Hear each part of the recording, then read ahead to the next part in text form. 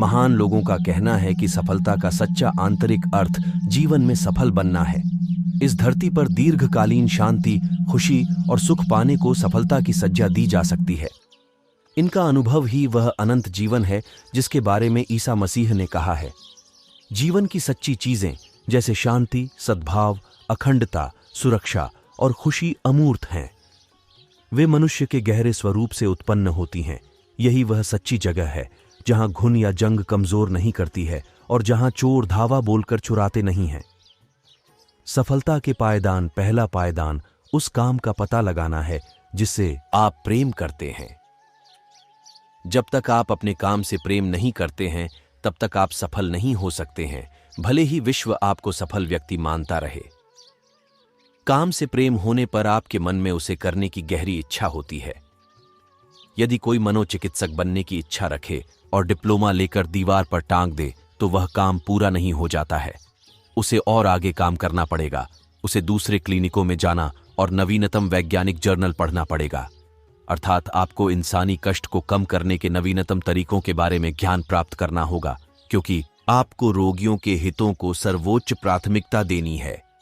यदि ये शब्द पढ़कर आप यह सोचने लगें कि मैं पहला कदम नहीं उठा सकता क्योंकि मैं यही नहीं जानता हूं कि मैं क्या करना चाहता हूं, मुझे यह पता ही नहीं है कि मैं किस काम से प्रेम करता हूं, मैं कोई क्षेत्र कैसे चुन सकता हूं जिससे मैं प्रेम करूं, तो मार्गदर्शन के लिए इस तरह प्रार्थना करें। मेरे अवचेतन मन की असीमित बुद्धिमत्ता जीवन में मेरी सच्ची जगह मेरे सामने प्रकट कर रही है। इस प्रार्थना को धीरे धीरे सकारात्मक तरीके और प्रेम से अपने अवचेतन मन के सामने दोहराएं। जब आप विश्वास से जुटे रहेंगे तो आपको भावना, संकेत या किसी निश्चित दिशा में प्रवृत्ति के रूप में उत्तर मिलेगा। यह स्पष्टता और शांति से तथा आंतरिक मौन जागरूकता से आपके सामने प्रकट हो जाएगा। सफलता का दूसरा पायदान काम की किसी विशिष्ट शाखा में विशेषज्ञता प्राप्त करना और उसमें उत्कृष्ट बनने की इच्छा रखना है। यदि कोई विद्यार्थी केमिस्ट्री के क्षेत्र को पेशे के रूप में चुनता है, उसे इस क्षेत्र की किसी एक शाखा पर अपना ध्यान केंद्रित करना चाहिए और अपना सारा समय तथा ध्यान उसी चुने हुए क्षेत्र पर करना चाहिए ताकि वह उसका विशेषज्ञ बन जाए।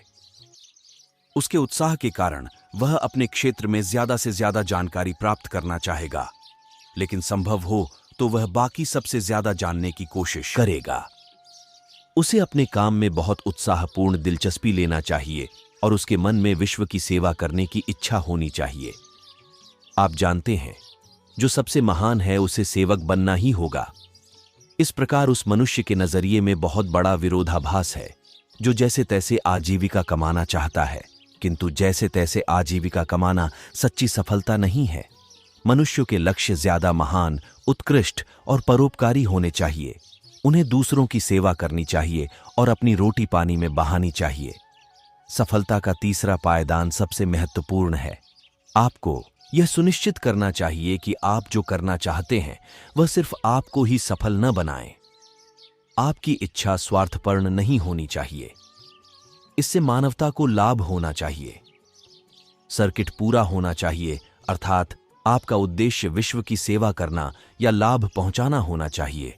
लेकिन आप सिर्फ अपने ही लाभ के लिए काम करते हैं तो आप इस अनिवार्य सर्किट को पूरा नहीं करते हैं।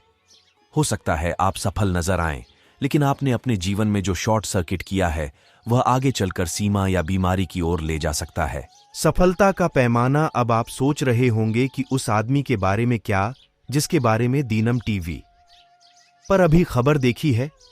उसने तो धोखेबाजी करके शेयर बाजार को करोड़ों डॉलर कमाए हैं।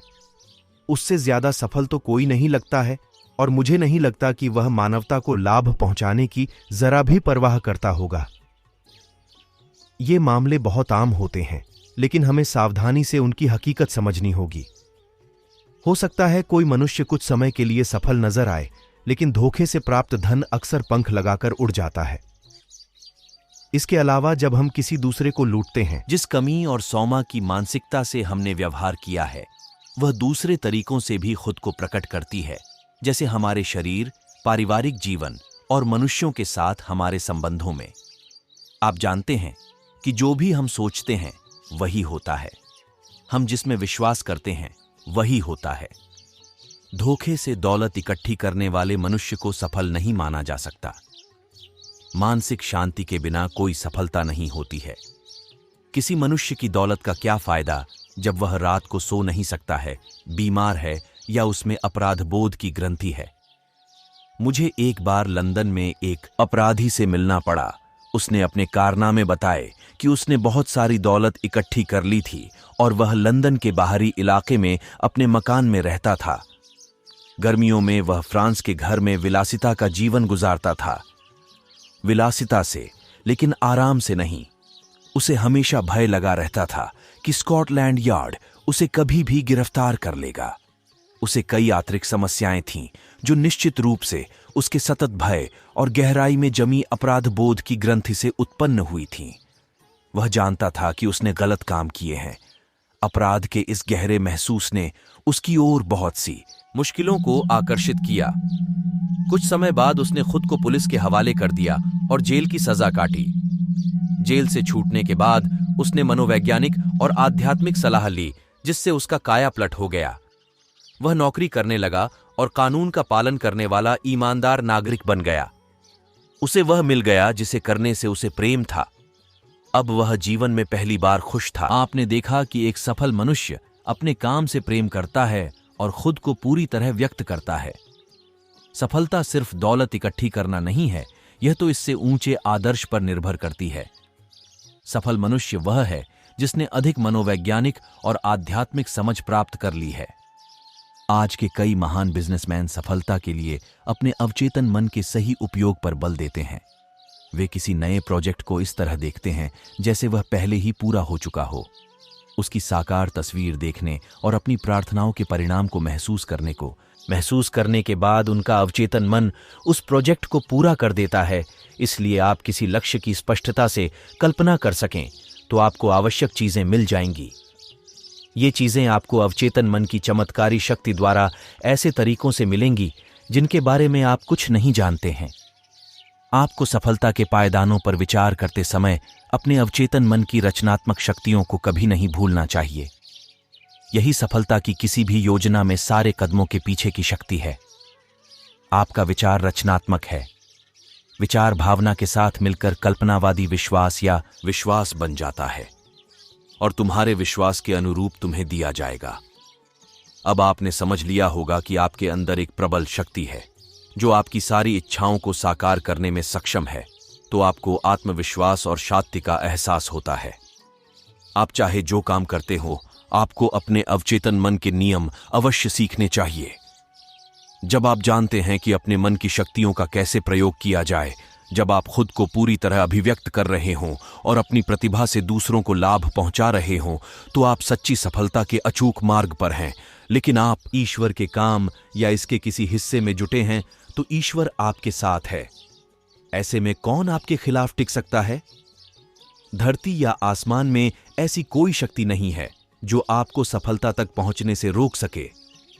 उसने सपना साकार किया। मैं एक बार हॉलीवुड अभिनेता से मिला जिसका नाम शायद प्रत्येक फिल्म देखने वाले या टेलीविजन प्रेमी को मालूम होगा। उसने मुझे कहा था कि वह मिडवेस्ट में एक छोटे से खेत में पला बढ़ा था। उसका परिवार जैसे तैसे गुजारा करता था। उसके मनोरंजन का एकमात्र साधन पुराना ब्लैक एंड व्हाइट टी.वी था, जिस पर मुश्किल से 2 चैनल आते थे। लेकिन उसने अभिनेता बनने का सपना देखा। यह सपना उसके दिलो दिमाग पर हावी होता चला गया। उसने कहा कि जब मैं बाहर खेतों में काम करता था या खलिहान में गायों को वापस लाता था, तब भी मैं सारे समय कल्पना करता था कि मेरा नाम एक बड़े थिएटर के बाहर बड़े बड़े अक्षरों में लिखा है। मैंने प्रत्येक चीज स्पष्टता से देखी। प्रशंसकों की भीड़ शोर मचा रही है। इंटरव्यू लेने वाले मुझे घेरे हुए हैं। मैं यह तस्वीर बरसों तक देखता रहा। आखिरकार मैंने घर छोड़ दिया। मैं लॉस एंजलिस पहुंच गया और मुझे फिल्मों तथा टीवी कार्यक्रमों में काम मिल गया और जल्दी ही मुझे अभिनेता के रूप में पहली भूमिका मिल गई। प्रीमियर की रात जब मैं कार से थिएटर पहुंचा तो बेहोश होते होते बचा। वहां पर मेरा नाम बड़े बड़े अक्षरों में रोशनी में चमक रहा था। भीड़ थी और अखबार के रिपोर्टर थे। सब कुछ वैसा ही था जैसी मैंने बचपन में कल्पना की थी। उसने आगे कहा, मुझसे ज्यादा कौन जान सकता है कि लगातार की गई कल्पना की शक्ति सफलता दिला सकती है। सपने की हकीकत। कुछ समय पहले मैं एक युवा फार्मासिस्ट मैरी एस से मिला था। वह एक बड़े चेन ड्रग स्टोर के प्रिस्क्रिप्शन डिपार्टमेंट में काम करती थी। एक दिन मैंने उससे पूछा कि उसे यह नौकरी कैसी लगती है। ओह, ठीक है, उसने कहा था। तनख्वाह और कमीशनों से काम चल जाता है। इसके अलावा कंपनी मुनाफा भी बांटती है, लेकिन किस्मत अच्छी रहो तो मैं कम उम्र में रिटायर हो जाऊंगी ताकि जीवन का आनंद ले सकूं। मैं एकदम खामोश हो गया। फिर उससे मैंने पूछा कि क्या आपने बचपन में यही सपना देखा था जब आपने फार्मासिस्ट बनने का फैसला किया था? वह बोली, नहीं, मेरा ख्याल है नहीं। मैंने हमेशा खुद को अपने स्टोर की मालकिन के रूप में देखा था। मैं चाहती थी कि जब मैं सड़क पर जाऊं तो लोग नाम लेकर मुझे हेलो कहें। मैं भी उन सबको नाम जानती थी क्योंकि मैं उन्हें पचाई देती थी। आप सोचेंगे कि यह अजीब है, लेकिन मैंने इस बारे में भी सपने देखे हैं कि माता पिता अपने बीमार बच्चे की दवा के लिए मुझे आधी रात को पपेन कर रहे हैं। मैं अपने पजामे के ऊपर कपड़े पहनकर नीचे स्टोर तक जा रही हूं और उन्हें उनकी जरूरत की दवा दे रही हूं।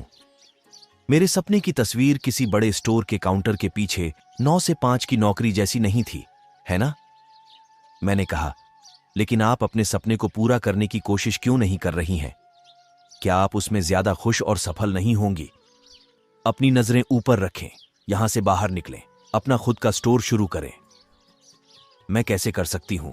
उसमें बहुत पैसे लगेंगे और हम इस वक्त जैसे तैसे महीना काटते हैं। उसने मुझे एक अद्भुत सच्चाई बताई। वह जिसे भी सच मानती थी उसे वह अस्तित्व में ला सकती थी। मैंने उसे अवचेतन मन की शक्तियों के बारे में बताया। वह जल्दी ही समझ गई कि वह अपने अवचेतन मन तक स्पष्ट और विशिष्ट विचार पहुंचा दे तो वे शक्तियां किसी तरह उसे साकार कर देंगी। वह कल्पना करने लगी कि वह अपने खुद के स्टोर में थी। उसने मानसिक रूप से बोतलें जमाई, पर्चों पर लिखी दवाएं बनाई और ग्राहकों का इंतजार करने की कल्पना की जो उसके पड़ोसी और मित्र भी थे। उसने अच्छे खासे बैंक बैलेंस की तस्वीर भी देखी। मानसिक रूप से वह अपने काल्पनिक स्टोर में काम करने लगी। अच्छी अभिनेत्री की तरह उसने अपनी भूमिका अच्छी तरह निभाई। मैं जिस तरह अभिनय करूंगी वैसी ही बन जाऊंगी। वह पूरे दिल से अभिनय में जुट गई। वह इस तरह चलती थी और काम करती थी जैसे वह स्टोर की मालकिन हो। कुछ समय बाद मैरी ने मुझे एक चिट्ठी लिखी और उसने बताया कि हमारी बातचीत के बाद उसके जीवन में कैसा मोड़ आया। जिस चेन स्टोर में वह काम करती थी वह एक नए मील के बड़े स्टोर से प्रतिस्पर्धा में दिवालिया हो गया। इसके बाद वह एक बड़ी ड्रग कंपनी में ट्रैवलिंग रिप्रेजेंटेटिव का काम करने लगी और एक ऐसा इलाका संभालने लगी जिसमें कई राज्य थे। एक दिन काम के सिलसिले में उसे अपने इलाके के पश्चिमी कोने के एक छोटे कस्बे में जाना पड़ा। उस कस्बे में दवा की सिर्फ एक ही दुकान थी। वह वहां पहले कभी नहीं गई थी, लेकिन जिस पल वह अंदर गई उसने उसे पहचान लिया। ये हूबहू उसी स्टोर जैसा था जिसका सपना उसने अपनी कल्पना में इतनी स्पष्टता से देखा था। अचंभित होकर उसने स्टोर के बूढ़े मालिक को इस अद्भुत संयोग के बारे में बताया। इस पर मालिक ने उसे बताया कि वह रिटायर तो होना चाहता है, लेकिन अपना स्टोर किसी बड़े कॉरपोरेशन को नहीं बेचना चाहता क्योंकि यह स्टोर 3 पीढ़ियों से उसके परिवार के पास था। कई बार की बातचीत के बाद मालिक ने उसे स्टोर खरीदने के लिए पैसे उधार देने का प्रस्ताव रखा।